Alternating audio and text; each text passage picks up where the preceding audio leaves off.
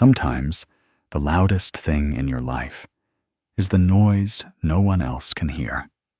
It's the whisper of self-doubt right before you open your mouth, the mental replay of mistakes.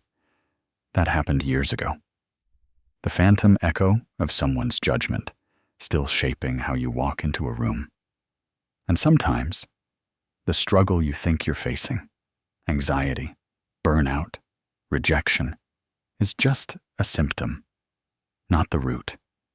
That's why fixing it feels like chasing smoke, because the problem isn't what's happening around you. It's the quiet chaos happening within you. And the real solution? It doesn't scream. It doesn't beg for attention. It's silent. And it changes everything. Let's begin. The real reason. Nothing feels fixed. You've read the books, listened to the podcasts, tried the routines, swapped out habits like outfits, hoping this one will finally click. But the same weight keeps returning. Different shape. Same ache. Why? Because we were never taught the real trick. We were taught how to appear calm, but not how to actually be calm. We were told to move on, forgive, just stay positive. But no one explained how to sit with pain without letting it consume you. No one handed us the tool for the moment when you're spiraling in the middle of the night, not from anything happening now, but from everything you thought you already buried.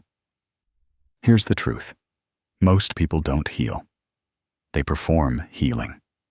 They wear stillness like a costume, hoping the storm won't notice. But real stillness? Real healing? It begins with a silence that isn't empty. It's full of truth. The trick most people never learn. There is a trick, a shift so simple, most people ignore it. It doesn't come from adding more. It comes from subtracting. The trick is to stop engaging with the noise in your mind like it's a conversation you have to win. You don't need to argue with the fear. You don't need to outsmart the anxiety. You don't need to justify your worth to your own brain. Because the mind isn't always logical. It's habitual. And some of the voices in your head aren't even yours. They're echoes of a parent's disappointment, a partner's criticism, a teacher's glare, society's expectations. You internalized their voices and made them your inner narrator. But just because it feels like your voice doesn't mean it's telling the truth. The trick is to stop fighting it and to start noticing it, like background noise at a cafe. It's there, but you don't need to respond. Silence is not absence. It's power. Most people think silence means you've given up, but the right kind of silence is the start of taking your power back. When you stop reacting, you start observing. And in observation, you finally see the root, not just the surface. You realize you weren't angry. You were afraid of being abandoned. You weren't lazy. You were paralyzed by shame. You weren't overthinking. You were under-trusting your own intuition. Silence reveals what noise tries to hide. But here's where most people get stuck. They try to silence the noise by force. They journal, they meditate, they breathe deep, all while begging the thoughts to go away. But silence is not something you create. It's something you return to, like a river beneath the traffic. Always there. You just have to stop standing in the middle of the road. What it looks like in real life. Imagine this. You're in a room where someone just criticized you. and your chest tightens. Your brain races. You want to defend yourself, to explain, to fix how they see you. But instead, you pause. You don't react. You don't absorb. You just let their words float, without making them a part of you. You breathe into the tension, not to push it away, but to greet it. Because silence isn't about shutting down emotion. It's about making enough space for the real you to respond. Not the wound, not the ego, not the childhood defense mechanism, but the you that's been buried under noise for years. That's the silent trick. It's not passive, it's presence. This is where you begin. Here's the irony. The thing you've been searching for, peace, clarity, relief, doesn't live in some future version of you. It lives in your ability to stop feeding what's already draining you. It lives in the pause, in the breath before the reaction, in the space between the trigger and your truth. You want to fix your overthinking? Stop treating every thought like it's an emergency. You want to fix your relationships? Stop responding from the version of you that's still trying to be loved by someone who couldn't. You want to fix your exhaustion? Stop chasing outcomes that were never yours to carry. You want to fix everything? Learn the silent trick of not responding like you used to. And something amazing happens. What used to control you starts to dissolve. But just as you feel like you've made peace, something deeper will surface, and you'll ask, if I stop reacting to the world, what happens to the part of me that needed the chaos to feel alive? That answer is where we go next. When you stop reacting, there's a strange silence that follows, and for a moment, it feels peaceful, still, weightless. But then, something unexpected happens. The stillness you created begins to echo, and that echo reveals something even louder than the noise you silenced, the addiction to struggle itself. Because struggle gave you a story. It gave you an identity. It gave you a purpose to fight, to prove, to chase, to fix. Without it, who are you? That's the second trap no one warns you about. You don't just heal from your pain. You have to let go of your attachment to being the person who survived it. The hidden comfort of chaos. We don't just repeat chaos because we're broken. We repeat it because it's familiar. And familiarity feels like safety, even if it hurts. You might not want to struggle, but you know who you are in the struggle. You're the one who tries harder, who carries others, who works late, who gets up after being knocked down. But if you stop struggling, if you stop over-explaining, over-giving, over-analyzing, then what? Then you're left with silence. And in that silence, the deeper fear emerges, that you've never known who you are without the noise. But don't run from that fear. That fear is your invitation, because silence isn't a void. It's a mirror. You've been mistaking effort for value. If your whole life has been about effort, trying to be liked, trying to be enough, trying to matter, then not trying feels like failure. But maybe you don't need to try to be loved. You don't need to earn your worth. Maybe silence scares you because it doesn't ask anything from you, and you're used to being needed to feel secure. But the truth is this: silence isn't taking your identity. It's returning it. You are not what you do for others. You are not your thoughts. You are not your trauma response. You are not the fixer, the pleaser, the thinker, the chaser. You're something softer, something wiser, something freer. And that version of you, the real you, only emerges when the noise stops demanding the stage. But what about the guilt? This is the part that stings. Because when you start detaching from the chaos, you'll feel guilt. Guilt for resting. Guilt for saying no. Guilt for not responding.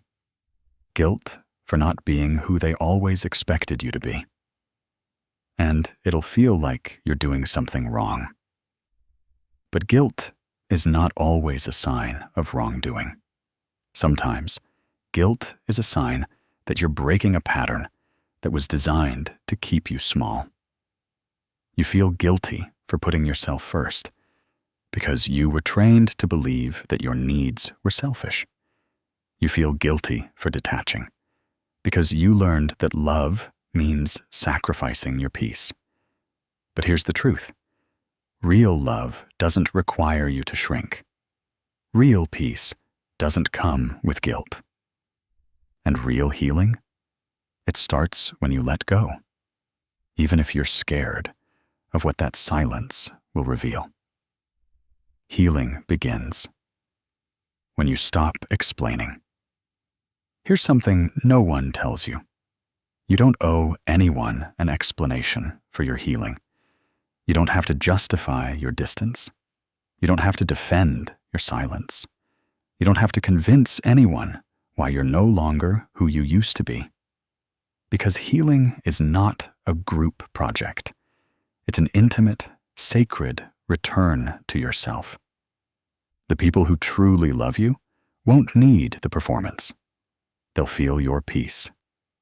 And those who only loved your performance, they'll disappear with the noise. Let them. You don't need an audience to be whole. You just need space to hear your own voice again. How silence transforms your reality.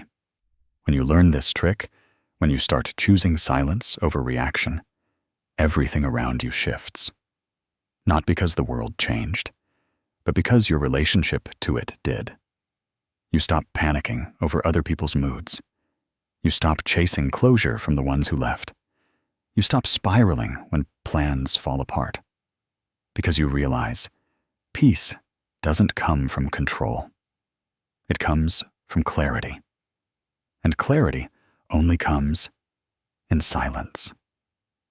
You start to see things as they are, not as your wounds interpret them. You notice when someone's kindness has strings. You sense when a conversation is pulling you back into old patterns. You stop mistaking intensity for intimacy. You stop confusing performance with connection. You see clearly. Because the static is gone. The moment you realize you're free. It won't be dramatic. There won't be fireworks. There won't be a finish line. There won't even be a "you made it." But there will be a moment. A quiet, unexpected moment where something stressful happens. And for the first time, you don't react like you used to. You don't spiral. You don't collapse. You don't chase. You don't overthink. You breathe. You pause. And you respond, not from fear, but from peace. That's the moment. That's the silent victory. And the more it happens, the more you realize the trick worked. You didn't have to fight your way out. You just had to stop feeding what was never yours to carry. But even after that victory, the old version of you won't vanish overnight. There will be one final test. The moment you're tempted to return to the noise, because it still feels like home. The next part reveals what to do when silence feels too unfamiliar to trust, and how to stay free even when the world tries to pull you back in. You thought silence would fix everything. But now that you're finally here, quiet, grounded, no more begging or explaining or chasing, a new kind of discomfort starts to whisper, what if I was wrong? What if they never reach back? What if this peace is just another kind of loneliness?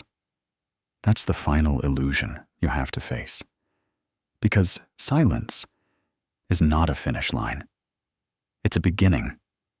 And beginnings are always confusing because the old version of you is still echoing, still hoping someone notices, still waiting for the old pattern to reward your new behavior. But healing doesn't reward you the way pain does. Pain is loud. Pain gives instant attention. Healing gives space. And space feels empty until you realize it's actually freedom.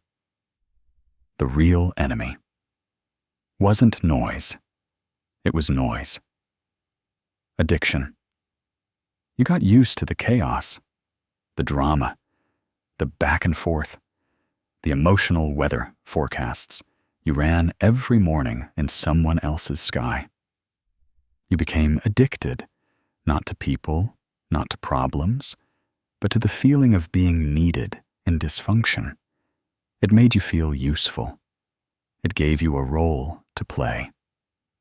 Now that you're not playing it anymore, there's a void, and your nervous system doesn't recognize peace yet, so it sends alerts, warnings, doubts. It tells you, go back, say something, do something, create noise. But don't. Let the silence stretch. Because silence is not absence, it's presence, without performance. It's you, without the disguise. Why this feels so hard? You're not broken. You're just detoxing from attention you had to earn, from conversations you had to control, from relationships where love meant sacrifice, from identities that only existed in reaction to pain. And the hardest part isn't letting go of others. It's letting go of the version of yourself that was shaped by surviving them. You'll miss that version, not because it was healthy, but because it kept you safe. But you don't need her anymore. You don't need to be the one who always knows what to say, or the one who holds everyone else together while falling apart inside. You are allowed to let her rest. You are allowed to exist without explaining. Let the world adjust to the new you. People will notice your shift. Some will be confused. Some will be offended. Some will try to pull you back, not because they don't love you, but because they only knew how to love the version of you that tolerated the chaos. And now your silence reveals a truth they've been avoiding, that they never really saw you, just what you could offer. That's why they're uncomfortable, not because you've changed, but because you've stopped performing. Let them adjust, or let them go. Either way, keep choosing peace over performance. The trick that silences every spiral. Here's the heart of it. Whenever the noise creeps back in, through a memory, a text, a trigger, ask yourself one question. Does this need a reaction, or just a release? You'll be shocked how many things only exist because you keep answering them with your energy. You don't need closure. You don't need to win the argument. You don't need to fix their misunderstanding. You don't need to get the last word. You need peace. And peace doesn't come when everything's perfect. Peace comes when you stop letting imperfection steal your focus. Because the real trick is not fixing everything. It's realizing you don't have to. Stillness isn't boring. It's revolutionary. In a world that rewards reaction, stillness is rebellion. When everyone's posting, explaining, defending, you pause, you breathe, you feel. That pause is where your wisdom lives. That breath is where your boundaries grow. That feeling, that's your intuition coming home. And suddenly, the urge to fix, to chase, to prove, fades.